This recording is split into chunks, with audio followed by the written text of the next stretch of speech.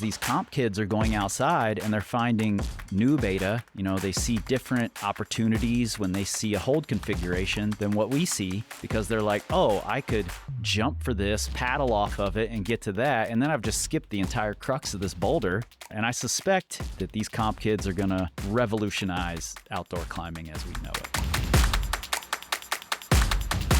Hey y'all, I'm Ryan Devlin, and welcome to the Struggle Climbing Show's expert analysis episode on tactics as we look back at Season 2 with an expert coach to examine where pros like Jonathan Siegrist, Melina Costanza, Matt Fultz, McNamee, and Allison Vest, among others, struggle in their tactics, what they learned, what common threads we can identify, and how that info can help you and me to level up our climbing.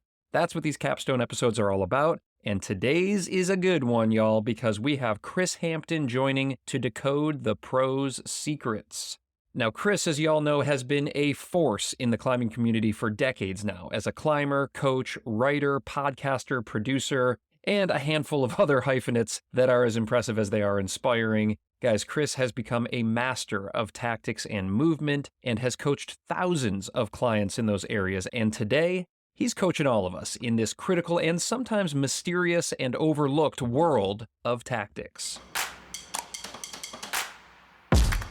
So I was just recently at the gym climbing with my kiddos, and of course I want to make sure that they're fully protected as they out-crimp me on top rope, and that is where Petzl comes in, y'all. I got my little crushers geared up in Petzl harnesses and helmets, and they have been long before Petzl came aboard as the official gear sponsor here at The Struggle. That is how much I trust their stuff, for them as well as myself. I'm really loving their Sirocco helmet, which goes above and beyond the UIAA and CE helmet standards to give an extra level of protection on the top and the side of the helmet. It's pretty good peace of mind whether you're giving your loved ones a catch or about to try hard on your own proj.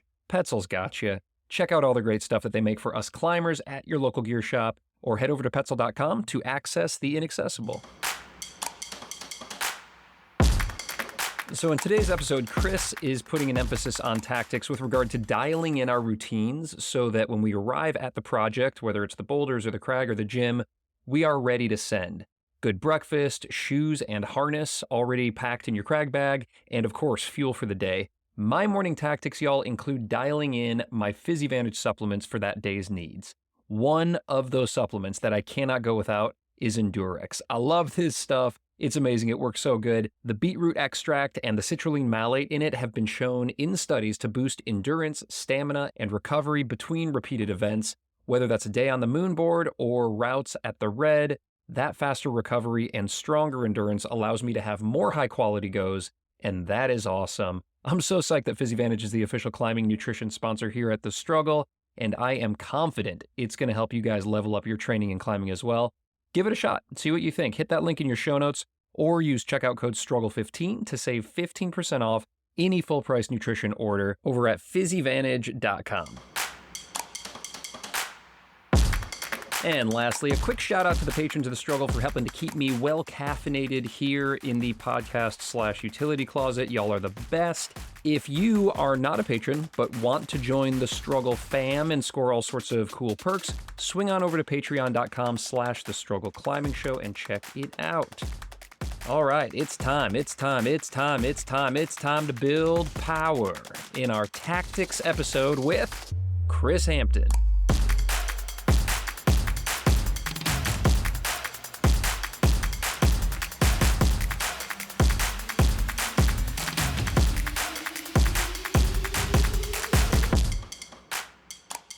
Oh man, I'm so psyched. I've been waiting this entire season for us to have this chat, and you did not disappoint, Kris, because I'm looking at it right here, man.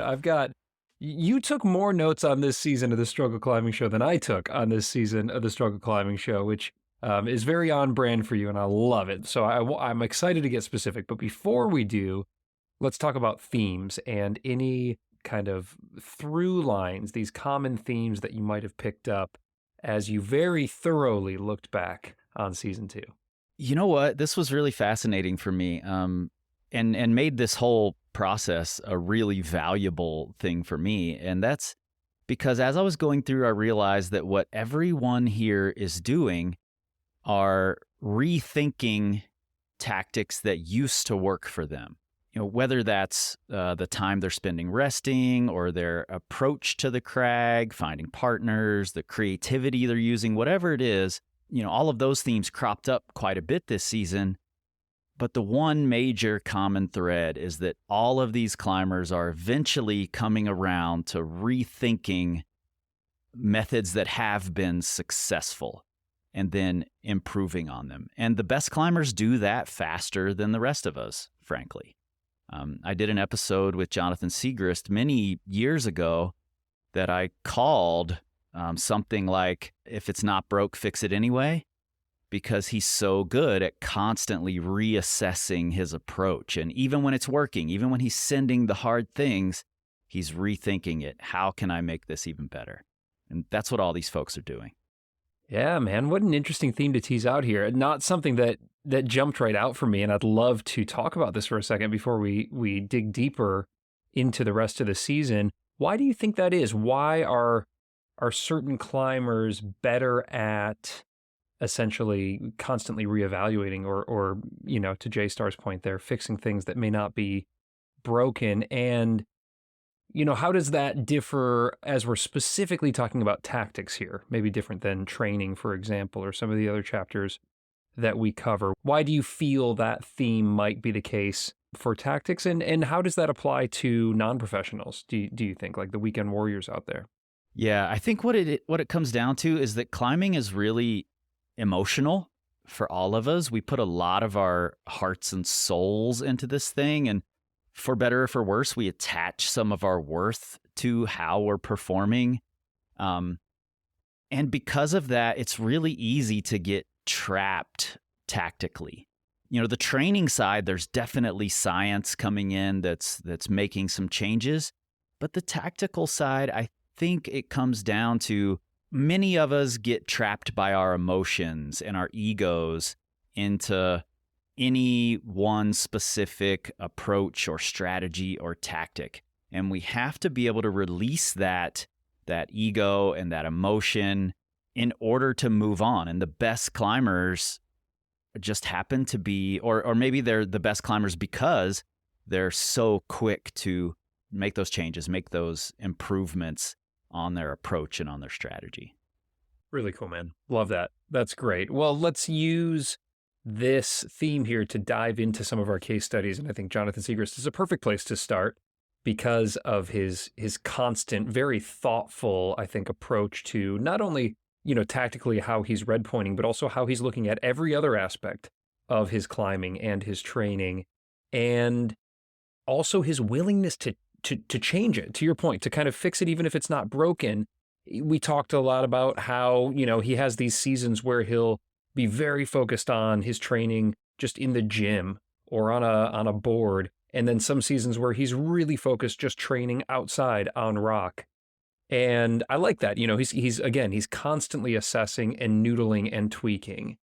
And then he also kind of has this rule that I'd like to get your thoughts on, tactically speaking, with regard to trying hard. Because the assumption here is that J-Star is just constantly pushing the top end. And of course, he is. I mean, he's climbing stronger than he ever has in his entire life. But he's not always trying limit projects. Let's hear what he had to say here. Climbing at your limit provides a lot of opportunities for growth. And red pointing at your limit is a rad experience, and it's extremely rewarding. But I also think that if it's all that you're trying to do all the time, then you can totally get blown out. And in the end, I actually don't think that it will be the best for your climbing. I think that doing some sub-limit routes and having those trips where you're climbing a little bit easier stuff, but you're actually getting to the top frequently, and you're moving over different varieties of stone, you're grabbing different grips. You're not like basically going to one area and climbing just one route for weeks at a time. I do think that has a lot of benefit to climbing as well. I think that like a general framework to go by is like 50-50, half the times at your absolute limit and the other half is somewhere below it.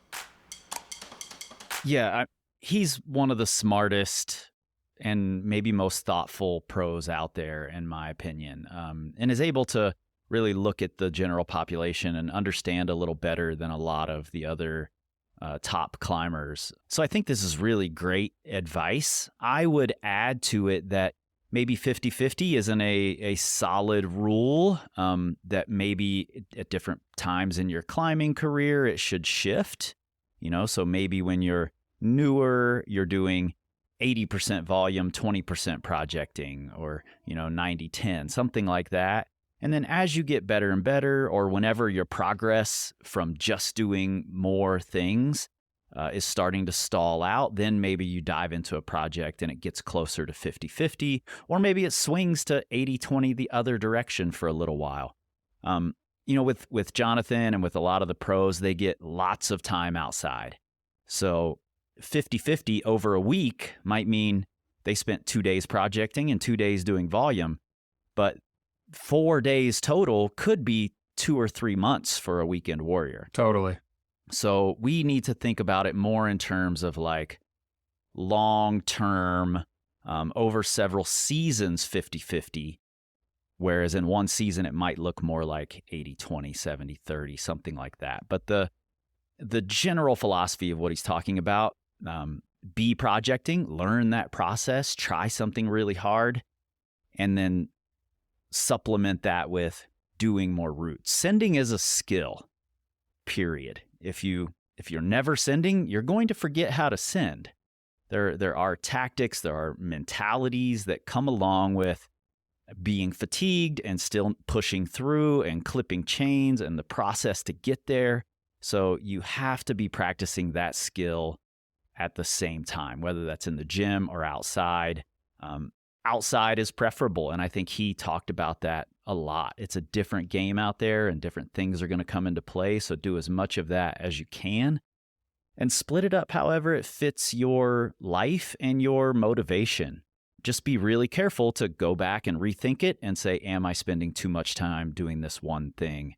Should I be spending a little more time doing the other? Yeah, I'm really glad you made that distinction, too, about kind of the weekend warrior compared to the pro, where pros have a ton of time outside in a year. They might have 100 days outside or 200 days climbing outside, whereas the weekend warrior might have just a handful, depending on where you live and your personal life and work life and these kinds of things. And Jonathan actually recognized that, too, in our interview. He said, obviously this is different if you've got a full-time job and a family and you live in a different place.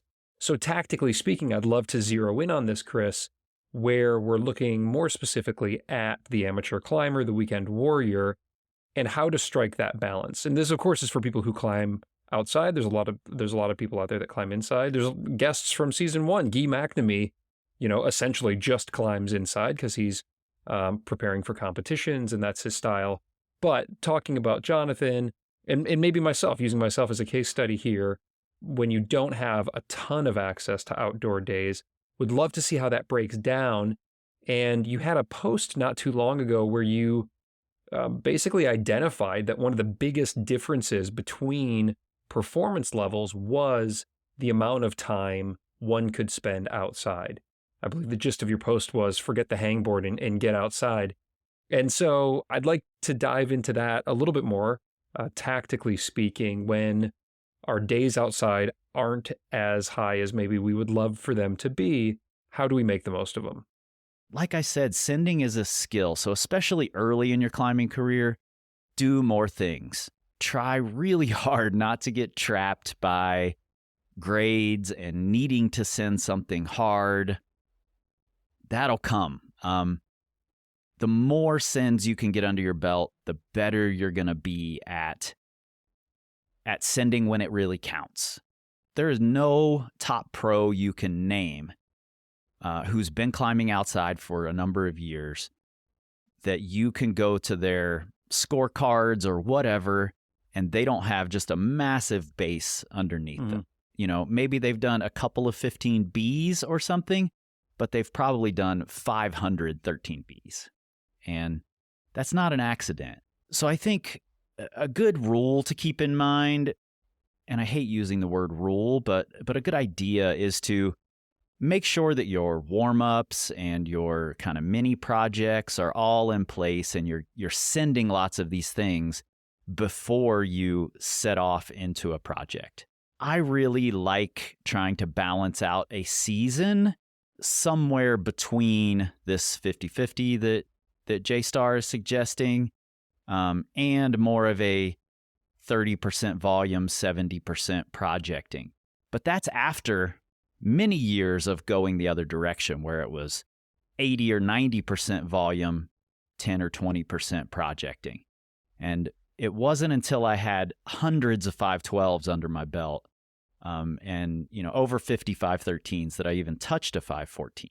So I went heavy on that side and maybe didn't project soon enough. And I think it's easy to err in the opposite direction because numbers are so seductive, right? We want to climb these big grades, and you can't do it unless you try the big grades.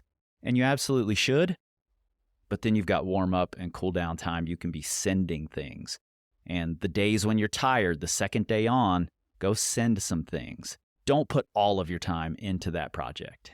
I really like that. I like that emphasis on sending, even if it's, to your point, warm-ups or these mini projects that you can do when you're not feeling totally dialed, or maybe just, you got to be a good partner and your buddy's working on something somewhere else. You want to find these other things that you can get on and send. Now, I want to see the other side of this coin here, Kris, and get your thoughts on that. And that's essentially going out to climb things with no intention of sending. And Matt Fultz brought this up in our chat. Let's hear what he had to say. I don't mind going to a project just to learn.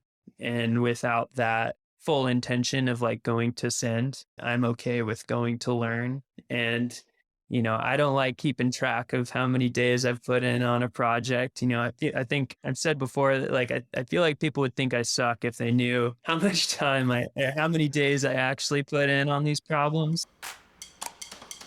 Yeah, well, first, I don't think anybody out there thinks that Matt Fultz sucks at climbing. He's obviously one of the most dominating boulderers in the entire world, but ever humble, of course. Love this guy. And I think also just a really interesting perspective here I want to get your thoughts on, which is this notion of going out and being willing to get on things without the intention to send. And also what he brings up here, which is even maybe not keeping track, or through your eyes, tactically speaking, kind of where does that line get drawn? Where is it beneficial to keep track versus maybe not? Yeah, I thought this was really fascinating, actually, when I heard him say this. I would say that's a really good approach initially, but then what I would suggest to Matt is let's examine why you aren't keeping track of those days. What is it about spending more days on a thing that makes you not want to keep track of it? Because if you were keeping track, that's a great performance metric. Down the road, long term, 2 years from now, we can look back and say, okay, this V14 took me this many days, or all my V14s in 2020 took me this many days, but my V14s in 2023 are only taking me this many days on average. So by that measure, I'm progressing. And for my money, that's a healthier, more holistic way to look at progression than just, oh, I did V15, now I need to do V16. So I really like the idea of not attaching your ego and your worth to how many days it is. And if that means not keeping track, then great, you should do that. But if you can keep track of them without attaching your ego or your worth, then I think it does become a good metric down the road to look at. But I agree with Matt. He's at the top of his game, top of the game in general, one of the best boulders on the planet. And it would be really easy to get discouraged looking at lots of days. Instead, he just stays psyched on the thing for as long as it takes. And that's how he gets things done. So he knows what's working for him. Yeah, absolutely. And I think to bring it more general then to again, kind of the weekend warriors and how we might be able to apply some level of tracking versus some level of maybe not giving a shit about tracking and just trying to keep that stoke high. You can elevate her out here from the specificity of what Matt was talking about there, days on a project, to any number of things that could be measured. And what do you recommend to your clients? What do you do yourself with regard to how you measure performance on a crag day? Measuring performance in the gym is a totally different thing. And you're actually doing a great series right now, your comeback series, about a lot of these measurements and training and how it's coming back. So I would definitely point everybody who's interested in kind of the training side of the tactics here to check out what you've been doing there. But on the crag days, a slightly different level of measuring. And I've got some friends who log every single attempt with notes. And I've got, some who are just like, God, I don't remember if I ever was on this project or not. And they'll get on it and they'll get up to the 5th bolt and they'll be like, oh yeah, I remember that Waco. So there's a huge spectrum there on Weekend Warriors. And I'm curious what you feel maybe are, if somebody doesn't have a system in mind, what would you recommend? What are kind of the must-haves or the nice-to-haves with regard to tracking outdoor climbing performance and progress? Well, you just reminded me of a little rule I made for myself years ago when I was first climbing around the 512 range that I think is a really good rule to follow for folks, at least for a while. And that's that I would try to on-site things. And every day out, I would try to on-site something. And if I say I on-sited a 12A, that meant that I could jump ahead 3 grades and I could then have a feel on a 12D. And if I on-sited 2 12As, I could try the 12D again. And once I on-sited 3 12As, that meant I could have a 12D project. And I could spend as much time on it as I wanted. And then once I on-sited 3 12Bs, I could go have a 13A project. So I followed that all the way up until its, forced conclusion in the red, where it was like, I don't have any more 13Cs to project, and I don't have any 13As to on-site left, so I'm kind of stuck now.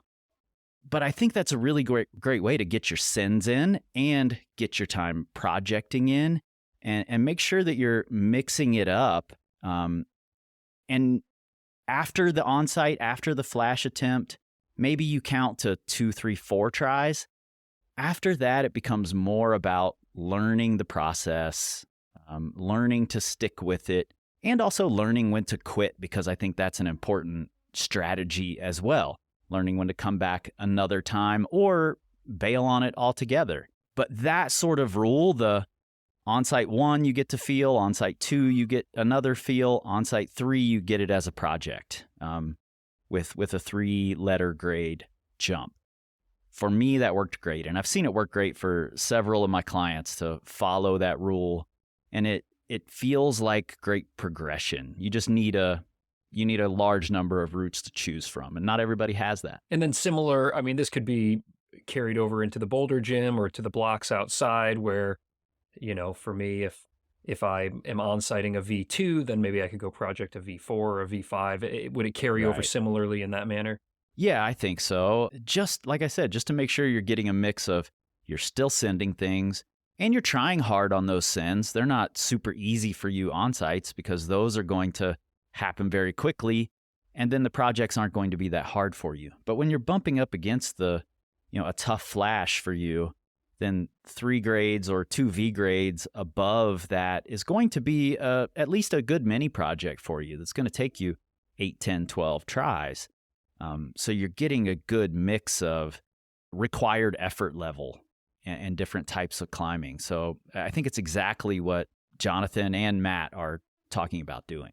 Yeah, I'd love to stay on this on-site / flash idea here, because I do think that there's a skill to that. Certainly, there's a lot of tactics that can play into flashing and on-siting. And it's something that I don't personally put a whole lot of emphasis on myself. I feel like I should get out there and actually really try hard to on-site and flash. And so that's something that I personally want to work on. And in talking with Guy McNamee, this came up because as a competition climber, as you go out to hit the boulders or hit the sport problems, you're trying to flash, you're trying to on-site. And in the sport climbing comp world, he was talking about how you can go out there for the preview time. You get a finite amount of time to take a look at a route and absorb as much as you can. And then, of course, you got to go out there and you need to try to give it a flash. And so how can that translate over to what we're doing? Let's hear what he had to say. Let's hear what's worked for him. And then I would love to get your thoughts on this. It was too much for me to try to keep all that information 40 holds in my head. That was not very important. And I guess lead climbing is quite instinctual. So you're not really thinking that much about what you're doing. So the first 2 minutes we look at the route, just kind of basically getting an idea of like where the holds are and like what the moves are very quickly. And then the next 2 minutes we look at the sipping positions and the resting positions throughout the whole route.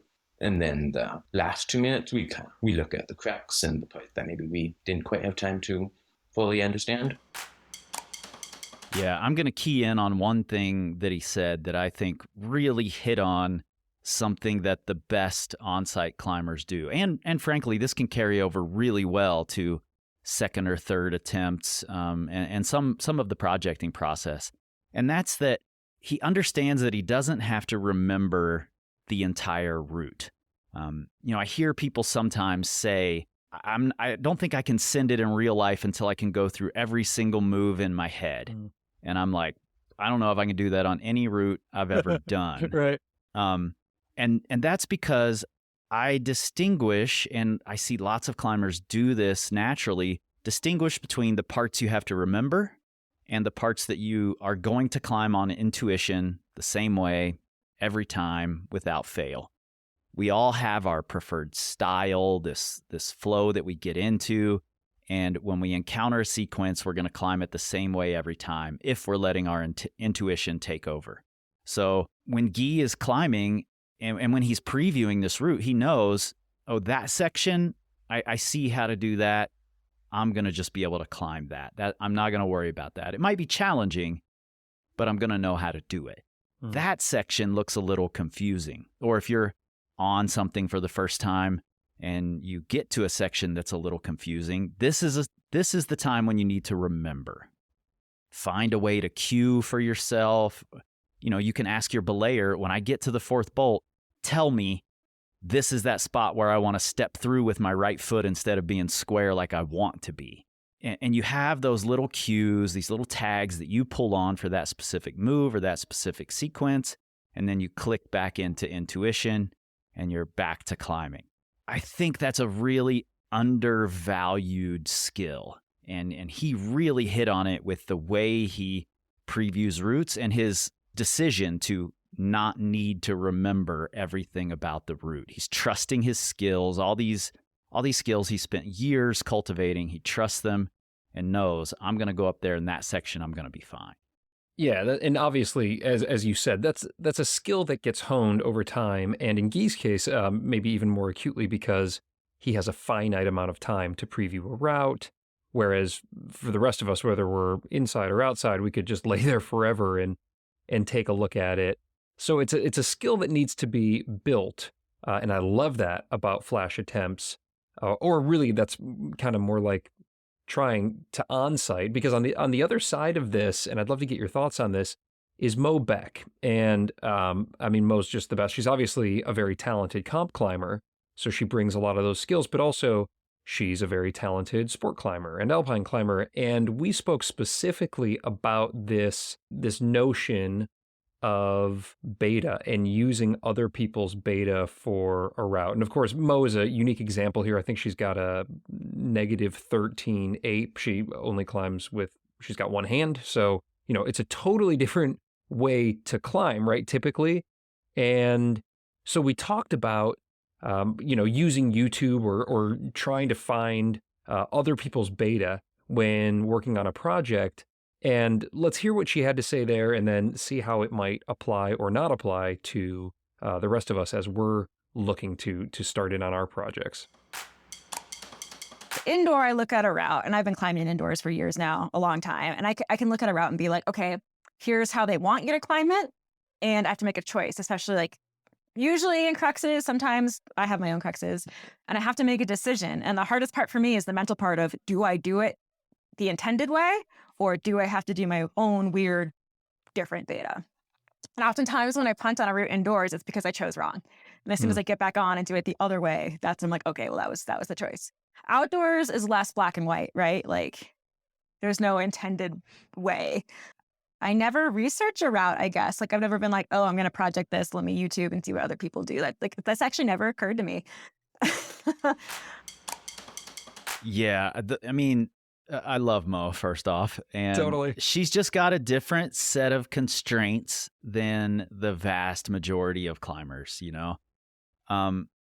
But I think what it comes down to, if we boil it all the way down, is that climbing is a game of constant compensation for every single one of us. We're going to do things the way that best fit us, whether that means it's totally different than the beta someone else has done, you know? For most of us, those shifts are going to be small. For Mo, obviously, that's going to be a big shift, a big beta difference, you know? So I think what we can all learn from that is to continue looking for better options. Don't just say, oh, this is the way to do it, so that's how I do it. We have to try to be creative, and creativity came up so much throughout this season. And I think in Mo's case, it's really highlighted because she's got this wildly different constraint than the rest of us. And she's compensating in an entirely different way when she's climbing. So she has to be creative for every single move. She doesn't get to do anything the way that everyone else does it. So what we can learn from that is to keep looking for other options. And I would say this would, you know, not only a tactical thing while performing, but in training, we should also be doing the same thing so that when we get outside, we have a wider set of opportunities available to us with any hold orientation. Great. And how would we train that? I would do a boulder maybe the way it was intended, or the way that I would initially do it, you know, my intuitive way. But then I would try it another way. I would come up with new sequences. I would skip a hold here and there, not use a foot that's key for me. Find new ways to do things. I do this outside a lot as well. Just keep finding new sequences and ways to do things, because then it just allows me to see more opportunities anytime I walk up to a boulder or a route or a sequence in general. And actually, I think Mo has a really a leg up here in that she has to do that so often. She's probably really good at finding other solutions. Yeah, I really like that. I like even that notion of just doing it at the boulder gym, and because it's working a mental muscle as much as it's working anything else. You're totally telling yourself that you can edit out moves, or you can do step throughs instead of neutral, and all of a sudden it might just unlock something. So that's really great. Yeah, dig that as a tactic both in the gym as well as outside. Yeah, I also want to say there is a time to stop looking for other options. And I think that's a practiced thing. You know, we can go way too deep and just always continue looking for better beta. So I think over time, you just have to start to learn, this is what is going to work for me, and now I move on to the next sequence, or to the next boulder, to the next route, whatever it is, instead of just constantly looking for more or better options. Yeah, that's a really good point. One that, to your point, probably just comes with enough experience where you build that up. But, you know, the irony for me on Jesus Wept was the first way I tried that upper crux, I deemed it impossible. And so then I tried, 10 different ways. 3 of them probably were workable, and then 7 of them were insane, like jumping for the mono and like just like such stupid stuff, because I had deemed the first one I had tried impossible. And then cut to, it gets 20 degrees cooler, and I go up there and I try it the first way I had done it, and I was like, oh yeah, actually I can lock off on this and step through and do it, and it worked. And so, ultimately it was something that I had disregarded early on because it just felt too hard.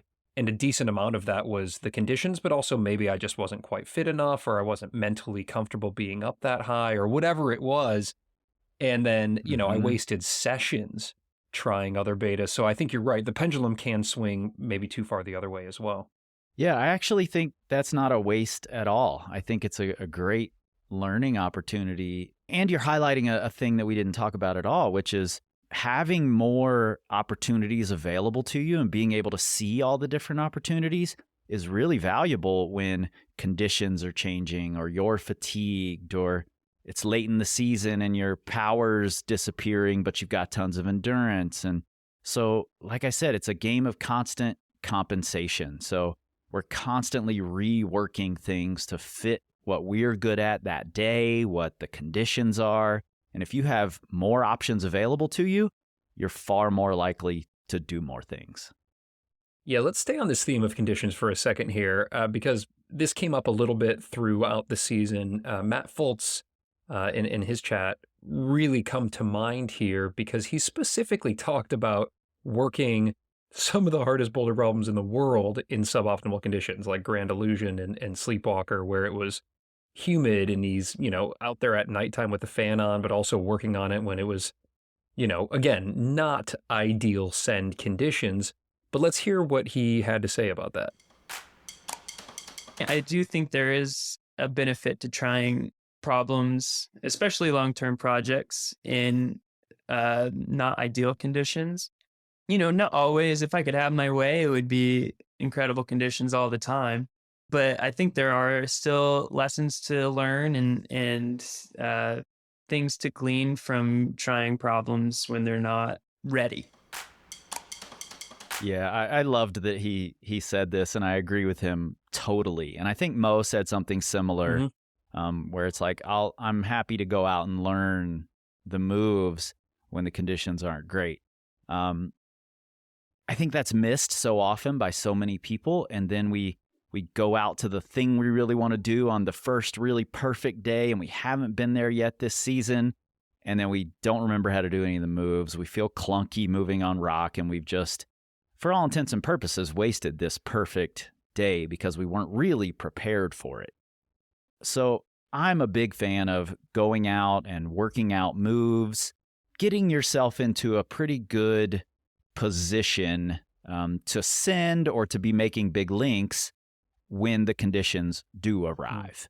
I also think there's a part of this that ties back to what J-Star was saying in terms of this is a great time to do your sending of things that are below your limit, your second tier climbs, the a few letter grades or a few V grades below your top level.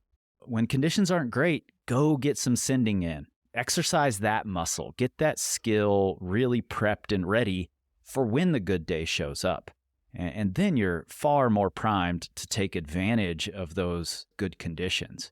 I see this in the Red River Gorge a lot where nobody climbs during the summer. But when the good conditions arrive and you haven't climbed outside all summer long you haven't been outside for 6 months, you're going to show up on the first good days, and it's going to take you a week and a half to get back to moving well on real rock. And then those good conditions have disappeared for the second Red River Gorge summer, which, happens every year. And then you're going to have to wait until the next good conditions 3 weeks later or whatever it's going to end up being. So yes, we should think about conditions when it's top performance. If you're in position to perform at your top level, and you've got something hard you want to do, absolutely try to line it up with conditions. The other times, they're not going to matter as much. Yeah, I feel you're just talking right to me right now, man.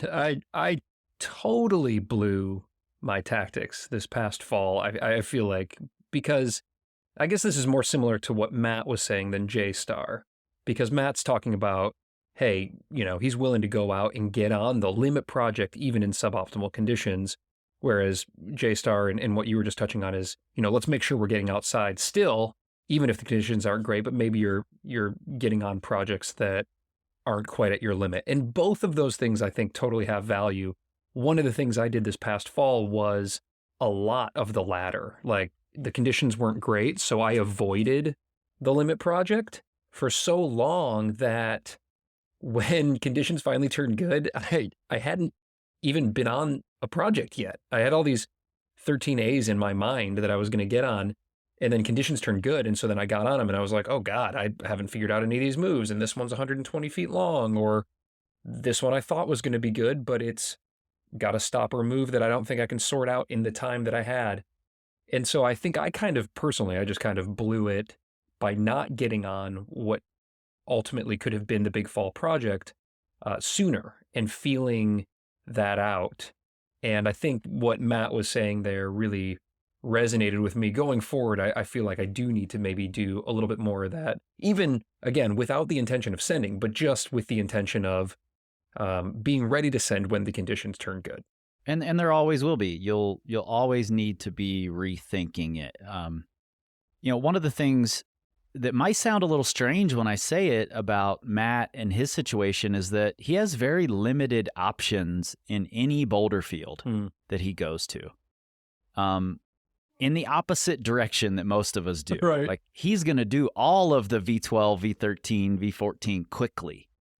And then he's just left with the two really hard things in the boulder field.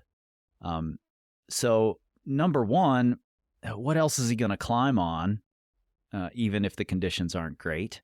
So why not be ready, you know? Plus, he's also got such a wealth of climbing outside, and I'm sure it takes him no time to transition from I've been climbing on a board for a month to now I'm climbing outside. It takes him a session and he's back to top form. So not all of us have that. So we have to play the game a little bit differently and make sure we're also getting in some sins. The thing he was trying in particular, what's the name of it? The big roof in Little Cottonwood. Was that Grand Illusion? Yeah. Right? Yeah. That thing is like, it's got a V10 at the lip, and then there's like a V12 if you go a little deeper, and a V13 if you go a little deeper. And so in these sessions where he's projecting in bad conditions, he's probably also sending a V10 and a V12 and, these things that aren't the full line he wants to do. Just if you choose an arbitrary finish, he's also sending lots of hard things in the process. And I think we need to keep that in mind too, that in bad conditions, even if we don't clip the chains on something, you didn't clip the chains on your 13C project, but you might have just done a 13A in pretty bad conditions, even though you didn't get points for it, whatever that. I love that. Yeah. What a great perspective, a mental, tactical perspective, and a takeaway for all of us. If you're, maybe you're trying to climb 11B, you don't quite get to the chains, fine, but maybe you climbed a 10D or an 11A. I love it. That's great. That scratches the human itch to want to check things off of lists. And it's not that you didn't send, it's that you just checked maybe a bit of a different grade off the list that day. We love the check boxes. We love them. When I was listening to Maisa's episode, she talked a little about she liked not knowing the grade. She just looked for something that gave her confidence. Like, this looks like my style. And I loved that. But I would also say, can we reframe what the grade means? None of us fucking know what grades mean. I don't have the first clue. So we should stop giving them so much power. And can we reframe that? Can we look at like long-term projects differently? A sport climb ends in a totally arbitrary place, right? Somebody just put chains there, so that's where it ends. Right. What if they had put chains a bolt earlier or a bolt length higher? Then it's a different route. So the fact that we've decided that clipping chains is the most important part of this is a little strange. And if we can learn to celebrate the high points, the low points, the links the same way that we do clipping the chains on something, then it becomes easier to like dedicate time to these long-term things and still feel like you're checking some boxes. Yeah, I love opening up this can of worms on grading. Let's keep going along this. First, let's hear from Maisa, because you brought that up, and she had, I think, a very interesting accidental experience with this. 1.5 years into climbing, I sent my first 512A outside, thinking it was a 10D because I hadn't even climbed 510 on lead. I just looked at it and I'm like, oh, look at this. It's my style. It's steep. And I'm not going to be super afraid of falling, because that was the biggest barrier, right? And so, right. So I did it, learned is 12A, and was over the moon. And what I did the next 2 seasons, dedicated myself into climbing 511s clean, because I didn't have that under my belt, right? I just love that story. She climbed 12A before she climbed any 11s. because she didn't look at the grade. She looked at the route. And while most of us, when we're at the gym or we're going to a crag, we're going to be aware of what the grade of the route is, what can we learn from this? Because grades can be motivating, right? But they also can hold us back. We might look at a grade and say, oh, I'm not ready for that, when hell, maybe we are. Yeah, I mean, what a cool opportunity for her, because it points out, it really highlights, like, I'm giving these big grades a lot of power over what I put my energy into. And I think so many of us do that. I think you're exactly right. You know, we use them not only to, you know, to sort of guide us, but also to hold us back. That's too hard because it's got this number attached to it. And I think if you're, you know, you can go in the gym and you can see examples of things that are graded wildly low that feel impossible to you, and things that are graded wildly high that you can just float up. We see that all the time, and it's really not that much different outside. The way you compensate to make a climb happen might be the way this climb goes. And in that case, it's going to feel really easy for you. So I like grades as a guide, but don't let them trick you into not trying. I think you have to work up the courage, and you have to practice working up the courage of getting on something hard every once in a while that seems like it might be above your head. Worst case scenario, you learn that you're not quite up to that test yet, and it gives you an idea of what you need in order to get there. And that can be really motivating if you let it be. The place where I think people have the most trouble is in a grade where they might be able to do it, but then they might not do it. And that's a scary thing. It's easier to get on something really hard, I think. It's really scary to get on something you should be able to do, but you might not.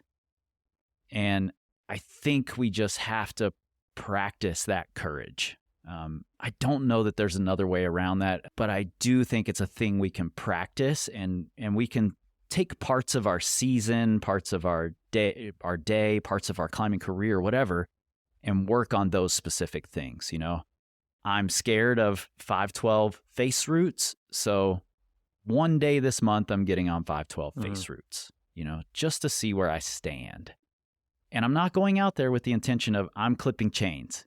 It's more, I want to see where I stand. I want to engage with this. I want to interrogate this. And I want to have it highlight what the hell I'm missing. You know, and if you go into it with that mindset, then the grade melts away and it doesn't mean anything. It just becomes this learning experience that's really valuable. Yes. Love. Oh, this is great. Some of this, of course, starts to push into the mental game a little bit. And we're going to be talking with Laura Severin next episode about a lot of this, I think. Ego, self-worth, where we fit within the community, these primal emotions and instincts and fear and things that come up when we're pegging our ego and our self-worth to our performance. But tactically speaking, I think you bring up something that really goes hand in hand with what that conversation will cover, which is just this concept of that growth mindset of getting out there and saying, well, I'm going to get into a style that isn't, you know, quote unquote, a strength of mine, to see where I stand and to get better as a person as well as a climber, of course, but better as a person, as a human. I love that. So, good. I want to keep talking about this a little bit because I'd like to get your insight here on where the stopping point for that might be. Like what grade is too high? At what point should I, as a, you know, mid 512 climber, not get on something? I don't think there is a place. All right, pure imagination, you know, here I come. Yeah, I mean, why not? I mean, I do think the first four bolts of that are like low 12, so actually that might be a good one to try.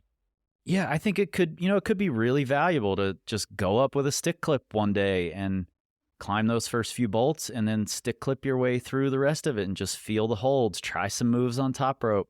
I wouldn't like post up under it for a month and try to project it, but going up there and trying to wrap your head around this is possible, lots of people have done this, and someday I might be able to do this. What are the things I need in order to do that? And if you can take your brain out of the like just going straight to I need finger strength, I need pulling strength, I need these things, start to notice, be really aware of what's happening in your climbing. Am I scared because the moves are hard? Am I not trusting the feet because they're smaller? Am I having a hard time pulling the trigger on big dynamic moves when I don't know what the hold I'm going to is like? These are problems that start to creep into your climbing as you get climbing harder and harder, closer to whatever's really hard for you at the time. And those are the things that are really going to matter outside. And those are the things that are hard to transition from the gym to outside. So they'll get highlighted when you try something really hard for you. And then you can go, okay, that's definitely something that I should put some intention into for the next however long. Cool. Very cool experiment. I don't think there's a limit. Yeah, that's great. And yeah, why would there be, right? If you can safely get on something, if you can feel it and try it and it gets you psyched and identifies some opportunities, why not? I think that's great. And maybe that's a good way for us to segue a little bit into now the process and the tactics around project optimization, in a sense, with regard to working on something that is very, very hard and at your limit, and you're spending quite a bit of time there. How can we tactically stay fresh and stay psyched on it? And Allison Vest comes to mind because I think she brought some not only interesting perspective, but also some very useful tips. If I fall actually trying and giving a good effort, I found like walking away is helpful. Like whether you're like going to look at a different boulder or like just, I don't know, you got to pee or something and you like just like leave the boulder and come back. So you're like taking your shoes all the way off, putting your other shoes all the way back on, and then going somewhere and coming back. That usually is a good reset for me. Ryan, when I don't want you to imagine this at all, but I was listening to this episode when I was in the shower, and I was literally cheering when I heard her saying this. That's great. Because I think this is so important. And there are some other things you can do as well. I love take your shoes off. That's number one. You should absolutely do that. Going for a walk is amazing. The way that it can reset you. A couple of other things I don't think she mentioned that I find really important are, number one, go brush everybody else's holds if you're bouldering. Be the brush guy for a while. Be the group photographer for a while. Take some photos. I find that trying to take good climbing photos can be really valuable for starting to like learn the rhythm and the flow of hard climbing, because you're having to anticipate body positions and anticipate facial expressions, things like that. So anything you can do to force a break, because we're all out there climbing because we fucking love it, right? So of course you want to just jump on and try again. And if you're bouldering, you want to keep your shoes on. You just want to keep trying, rapid fire attempts. But if you take your shoes off, if you get engaged in these other things, go for a walk, go look at other boulders, go check out future projects, if there's a group in the boulder field that go talk to them for a little while. Bring your phone, be the photographer, brush holds. I think all of these things are so valuable to force you to take a break, and lots of people need that.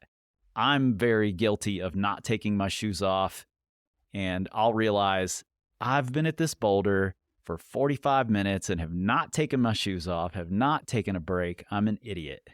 And so just tactically speaking, there is the benefit, Kris, where you're just giving your body the time that it needs to rest and recover, your energy systems, your finger flexors, this kind of thing. Is it mental? I'm not looking at this project. I'm fucking walking away from this damn thing so I can come back and be psyched on it in a little bit. Where are the best benefits coming from, do you think? Yeah, I definitely think there's a physical benefit to forcing yourself to rest. No question. But for my money, the biggest benefit comes from taking the emotional break trying really hard on a project, whether it's a boulder or a route, is really mentally and emotionally demanding. And, you know, if you're fighting with your significant other, your partner, whatever, you don't want to go from one fight right into the next fight. You know, we've all got fights we want to pick, but we need to spread those out or our lives are going to get miserable. And it's the same thing with projecting. If you've just given a really hard burn, or if you've just been frustrated by a move, anything that's taxing you emotionally, it's so much better to just stop, step away for a few minutes, come back once you've cleared your head a little bit, the frustration is gone, and you're ready to give another really great effort. There are going to be boulders, roots, whatever, that you're just falling off a frustrating move that's not super physically demanding. You're just not finding the position, you know? You may not need to physically rest, but you're gonna need that mental break. And it's gonna flip the other way as well. Sometimes you know exactly what to do, and for some reason you're just not physically connecting with it, but you're getting really close, and that means you're getting tired. So you're gonna need that physical break more than the mental. Either way, it's going to help reset both things. So it's a really valuable part of a tactical assault on something. Yeah, I dig that. And I think in my experience, at least, and this is fairly limited, I'm pretty much a noob when it comes to bouldering because I hate taking ground falls. So I'm always just prefer to have a rope on. But I've been trying to get into bouldering more often because I think that's where my training would benefit the most, and my sport climbing as well. But I'm far more likely, it seems, to rest not nearly long enough between boulder attempts than I am between sport attempts, typically because you're lowering off and somebody else is tying in and you're going to belay them. And, you know, there's some forced rest built in there. Whereas if you're psyched on a boulder and I was just at the craft boulders recently and, you know, there's a group sitting around. And so you rest a little bit while other people take turns, but I never took my shoes off and I was just like psyched and I just kept wanting to try. And all of a sudden, you know, I'd only been at the boulders for an hour and I was done for the day, you know, like I was freaking spent. Totally. So there's something about bouldering where like you almost have to force yourself away from that or it'll just suck you back in, you know?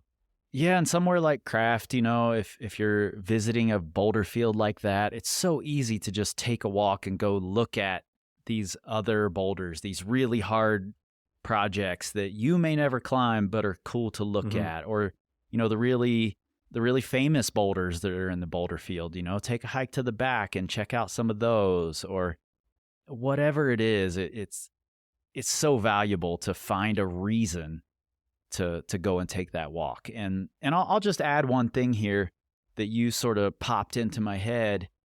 That's the flip side of this. If you're a person who's relatively new to sport climbing and you're getting anxious about the amount of time it takes you to go up a route because you don't want the people on the ground to have to wait so long, take all the time you need. Those people on the ground probably need more rest than they think they do.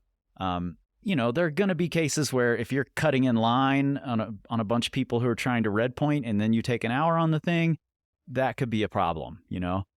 But by and large, if you're next up and it's your go, take all the time you want, you're probably doing those people a favor.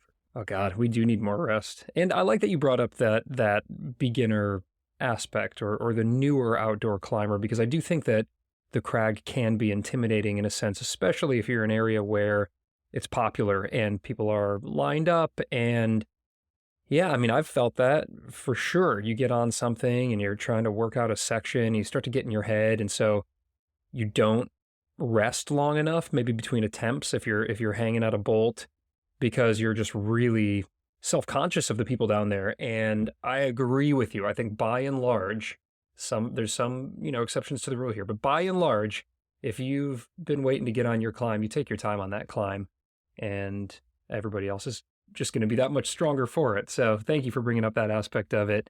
And before we shift, Kris, to wrapping up and getting into application for what all of this means for all of us listeners, we've covered a ton of climbers on this chat. I love it. But I wanted to check with you before we do move on, if there's anybody that you noted in season 2 here that brought some tactical insights and struggles or breakthroughs that we haven't talked about yet in this chat? You know, the one I would really love to just talk about really briefly is Melina. She talks about, she sort of contradicts herself while she's talking, which I really kind of loved, because when she first said it, I shook my head and was like, no, that's not true, because she's talking about the new comp style that's diverging from outdoor climbing. Yeah, let's hear what she had to say on that real quick. It almost feels like parkour nowadays, which is weird and cool, and I like it a lot. I think that it's something that I haven't always been the best at, but I've put a lot of work into it, especially recently. And the sport is changing for sure. It's really diverging, I think, from what you see on like rocks, like real rocks, for example. But I think that even though it's diverging, I think it is so cool if you kind of treat it as its own thing. Yeah, and when she says it, you know, she goes on to keep talking, but then sort of circles back around, and she's like, but these things are teaching us, you know, balance and body awareness and problem solving and belief. And that's what rock climbing is. That's what all rock climbing is. So I think taking those big global ideas away from comp climbing, you know, engaging in those comp boulders. I think every climber who wants to be a good climber should go into the gym as often as possible and try those comp boulders. I wish I had more around me. Don't make me do it. No, Chris. Sorry, no, Ryan. don't make me do it. I'm so bad at them. God, it's so hard. Yeah, but they make us more adaptable. Like they improve our problem solving skills. And honestly, if you go look at like, I think it was Masters of Stone 1, you know, this old video, there's a whole section where they're doing like run and jumps and paddle dynos and all of these things on outdoor boulders. Kidding. It's been a thing for a long time. We just, because it doesn't look exactly like it, we're missing these big themes that are heavily in play. When I talked to John Sherman years ago on the Power Company podcast, he told me that when he was first developing in Waco, he walked past all of these boulders that became these compression climbing classics because there were no holds on them. And he understood holds in a specific way and understood climbing in a specific way and had no paradigm for what compression climbing was going to be. So he didn't see those boulders at all. And now what we're seeing happen is these comp kids are going outside and they're finding new beta. You know, they see different opportunities when they see a hold configuration than what we see, because they're like, oh, I could jump for this, paddle off of it and get to that. And then I've just skipped the entire crux of this boulder. So I'm just going to do it that way.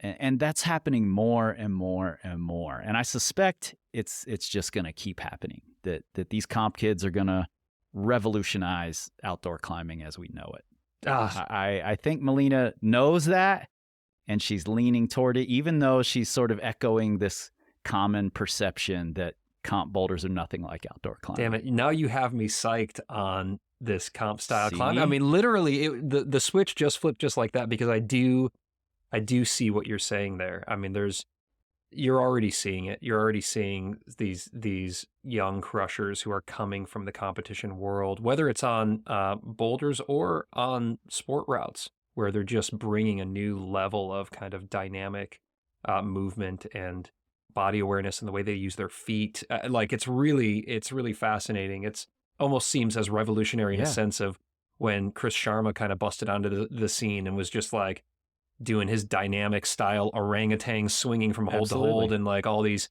you know, French guys in their spandex were like, no, everything must be static. And yeah, maybe we're on the precipice of a big revolution in that sense all over again. Yeah, I really think we are. I mean, every single week I see a video on Instagram that's somebody who's found different beta that looks a lot like a comp boulder on some classic boulder somewhere. That's so rad. Yeah, I mean, I'm going to continue to look to the new guard here because shit, I could use some paddle dynos to skip crux sections on some of the climbs I'm doing. I would love to skip some thin crimps and just get right to the jugs.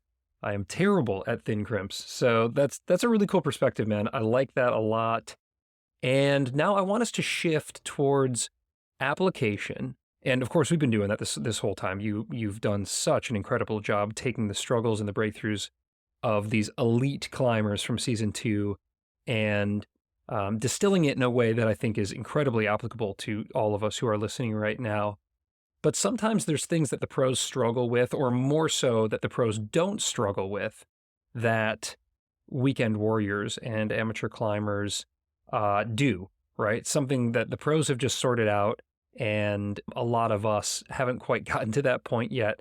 So what comes to mind there? Anything jump out? Yeah, I do think that one thing the best climbers have totally dialed in and don't have to think about at all are the like hard skills, the hard tactics, the like making sure their stuff is packed, making sure they have snacks, and they understand the sequence of projecting things like moves and links, and they have that checklist already figured out, and they understand the flow of a good day and how to be a good partner to facilitate what that good day looks like. So they've got all those hard skills kind of dialed in. They can anticipate the next steps pretty regularly. And that leaves more room for them to be considering the intricacies and the subtleties, and it makes those things even more valuable. So the pros are really thinking about these things that can give them a 1% edge. Yeah, basically those skills that are developed over, as we've talked about, the pros are climbing outside a hell of a lot more days than most of us have the advantage of being able to do. And so a lot of those hard skills, those hard tactical skills are just dialed in because you see other people doing things really well or efficiently, or, hey, it's super smart how you pack your bag or your lunch even, these kinds of things. So what jumps out to you for those of us that probably have some opportunity to improve all of the things that happen between when we wake up and when we tie in or when we pull onto a block? And also, I guess, things that are kind of happening throughout the day that us weekend warriors could potentially improve upon. I think it all comes down to watching, being really aware of what's going on throughout a day and understanding the flow of those days and making sure that you're not the bad partner. Be a good partner, be a facilitator. When someone unties from their route and they're off changing their shoes, you should be the one pulling their rope and moving the rope to the next route. And vice versa. If you just got lowered down, don't sit on the rope bag to take your shoes off. Move away so that person can pull the rope down. It's like that. We just have to be facilitating that. And you can do that by just watching, by just being aware. Notice where you get frustrated that things aren't happening, and make sure that you're not being that person as well. And if you ever forget something, make it a habit. Turn it into a habit. You're not going to forget your harness. You've got a bag packed that's to go to the gym during the week, and then you've got a different bag packed that's to go outdoor climbing. Mm-hmm. That $70 for a second harness that you're going to take outside instead of into the gym and then mix up your bags is going to be worth it when you forget your harness on the day that you were sure you were going to send your project. Oh man, have I been there? That's some great practical advice right there, actually. Like a harness in every bag. They don't cost that much, guys. I love it, Kris. Well, let's talk about you for the last few minutes that we have here of your time. I want to hear what's going on with your climbing, what your goals are coming up here. I've been following along with the comeback series, and I'm really excited for some sport climbing Kris Hampton to rise like a phoenix from the ashes. But, you're a new dad. You've got 422 podcasts at last count. Approximately. You've got a business. Power Company is just fantastic. There's so much happening. What are you most psyched on, and what does this year look like for you? Man, I'm most psyched on the fact that I get to be a stay-at-home dad. Like, I've built this business that works mostly online, and it's really special for me to get to be with Harper every day, all day, as much time as I want to. So fucking special. And I know not everybody gets that opportunity, so I'm not taking it lightly. Really soaking in those moments. It was not the opportunity I had with my first daughter, who was 25 years ago.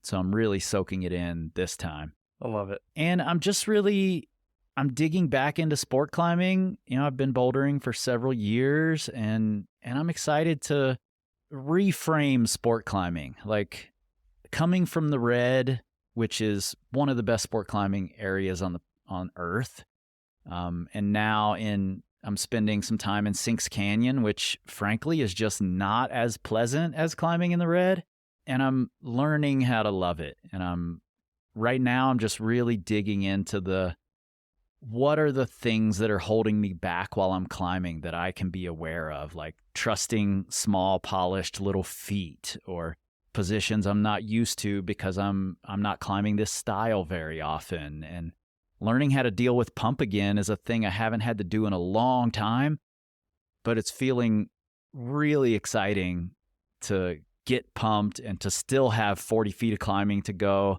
and just have to work through that mentally. It's a thing I haven't done in a long time, and that's what I love doing the most, is just leaning into what I'm bad at the moment. I could recommend, if you need a little help in that area, this great program called Red River Pump Prep with Drew Mack. It's a power company program. You should check that out. Drew's a pretty good coach when it comes to pump prep. Yeah, totally. I've actually been thinking about Drew a lot because he's just leaned into, like, he's made it his brand to be the endurance guy. And I was once of that ilk, and now I've gone the complete opposite way. So we're just total opposites now, which is really funny. That's great. Well, man, I'm super pumped to follow along with your journey on this. I love that you're sharing it along the way on Instagram, of course, in the Power Company podcast. I love working with you as part of the Plugtone Network and all the fantastic content that you're putting out on there as well. It's just been an absolute pleasure and honor having you on to talk us through tactics here. And when you get that trip planned to the Red, hit me up. Let's go out. We'll get some burns in. Definitely will. And just, I just want to say I'm really happy to have you as part of Plugtone. I love what you're doing with this show. I love the ways that you give back. And this, like, listening back to all of these episodes and really trying to analyze what these climbers are talking about was really valuable and fun for me. So thanks for having me on. And that wraps up this incredible chat on tactics with a tactician master himself, Kris Hampton, a guy who's so dedicated to the craft that he's listening to podcasts in the shower. What did you guys think of this analysis? I hope you enjoyed it. I loved every second of it. I'm going to listen to it again and again. There's so much to be gleaned from this look back on season 2 through the lens of tactics. Let us know if you have any questions or comments. You can find us on Instagram at Power Company Climbing and at The Struggle Climbing Show. Now, in a minute, I'm going to share my takeaways, which was kind of hard to distill this time around because there was so much good content in here. But first, let's give some love to the brands who are making the struggle possible. Shout out to PhysiVantage for being the official climbing nutrition sponsor here at The Struggle. Try Endurex to boost y'all's endurance, stamina, and recovery between repeated efforts. I love this stuff, as I do all of their science-backed products. Look for them in Europe from the Epic TV online shop, and in the US at select gyms, and of course at physivantage.com. Hit that link in your show notes or use code STRUGGLE15 for 15% off at checkout. And y'all remember to look for the Sirocco helmet by Petzl when you stop into your local gear shop. It's the best of the best when it comes to protecting your melon and going above and beyond the standards for top and side protection. Access the inaccessible at petzl.com. And The Struggle's carbon neutral in partnership with the Honnold Foundation, who believe that no matter who you are, energy should be easy to access, affordable, and have a low impact on the natural world. Can I get a hell yeah to that? Pop on over to honnoldfoundation.org to learn more about their projects and to support the important and impactful work that they're doing. Oh man, you guys, so many takeaways from this one. It's really hard to boil it down here, but I am going to try. I think maybe the biggest concept from this entire chat here with Kris and this look back on season 2 is this idea of consistently and thoughtfully exploring every aspect of our climbing and our training through this tactical lens. This idea of like J-Stars fixing it before it's broken. What a fantastic mental crux that we can all be working on when we're not out climbing. How can we improve in every other area looking at it through this tactical lens? I love that. I also really love this idea of rethinking what grades mean and not letting them define us or limit us. I am going to get on some parkour style problems at the gym, and then I'm going to tie into a 14C at the Red. As humbling as both of those exercises will be, I think I'm going to learn something about myself and my climbing that I'm not seeing right now as I stay well within my comfort zone. And of course, I am going to be taking my shoes off between those attempts. Well, that clips the anchors on our second to last, our penultimate, if you will, episode of Season 2. What a labor of love these expert analysis episodes have been as we comb through hours and hours and hours of interviews to bring you the most beneficial and potent struggles and breakthroughs from the season. If this content is providing value to your climbing, or I don't know, maybe just making your commute that much more enjoyable, and of course, if you're in a position to be able to spare a few bucks each month, please consider popping over to patreon.com/thestruggleclimbing-show to come aboard as a patron. Got some rad perks for you, lots of like bonus episode type stuff, stickers, can koozie and travel mugs, all the cool swag just for patrons, including some more pro clinics that are going to be coming up with the biggest names in the sport. So if you think you're going to dig that, come on over and give us a shot. You can cancel anytime. Thank you. I love you. The Struggle is a proud member of the Plugtone Audio Collective, a diverse group of the best, most impactful podcasts in the outdoor industry. You guys, check out everything Plugtone's putting out. It's really, really good. I'm so happy to be a part of this family. This show was produced and hosted by me, Ryan Devlin. Struggle makes us stronger. See you next week.